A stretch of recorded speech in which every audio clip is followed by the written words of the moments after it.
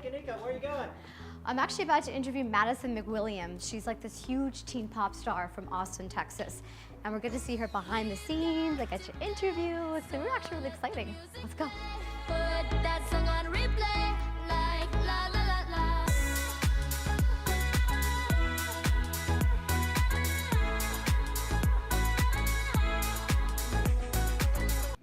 McWilliams interview.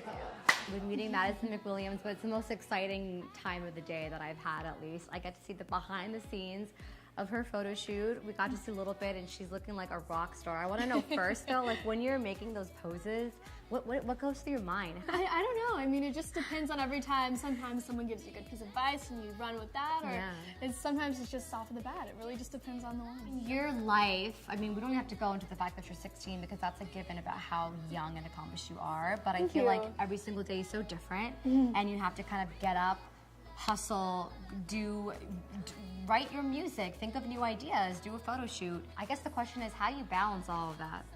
I mean, it really doesn't feel like work because it's so fun for me. I mean, I just have such a great time. Anything related to music and balancing with school, I think that it's just a part of balancing and just figuring out what works best for you. And I'm just so grateful that I just love it so much. And it's just something that I'm so passionate about that it doesn't feel like work. Well, they do say if you love what you do, you don't have to work. It doesn't feel like work, right? Exactly. You don't work a day. Some quote like that. You don't work a day in your life, and that's exactly what you're doing. Yeah, we got changed my job, So you're from Austin. Yes. And that's a really heavily influenced city for music. Am I wrong? So how did that kind of shape your voice, shape your style of music? So the great thing about Austin is that there's so many different types of music, and it's the live music capital of the world. Yeah. And so there's music like every corner you turn.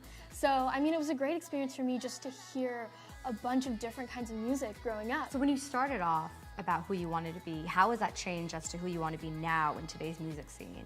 So I started off in musical theater, actually, and I trained on Broadway, and that's what made me realize that I really wanted to write my own music. I wanted to be a part of what I was singing and what I was putting out there. Streamers on the floor, solo cups galore from the night before. I want to talk a little bit about this new music video that you have Yes. out. I heard little birdie told me that you wrote like a 44-page treatment for that. First of all, I didn't even know what a treatment was until like a year ago, and I'm in my late 20s. Tell me about that process, because that's a lot of creativity you have to like draw from your soul and mind. Thank you. Well, I mean, I was just so passionate about the song and just listening to it over and over again, like trying to come up with an idea, and it just hit me.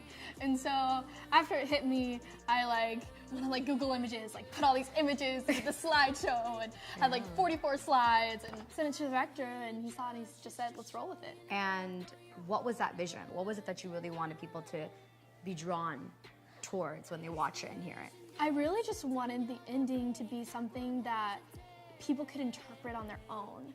And it wasn't something like, oh, this happened, this is what it means. It's something that it means something different to everyone. And that's what I really wanted to get across.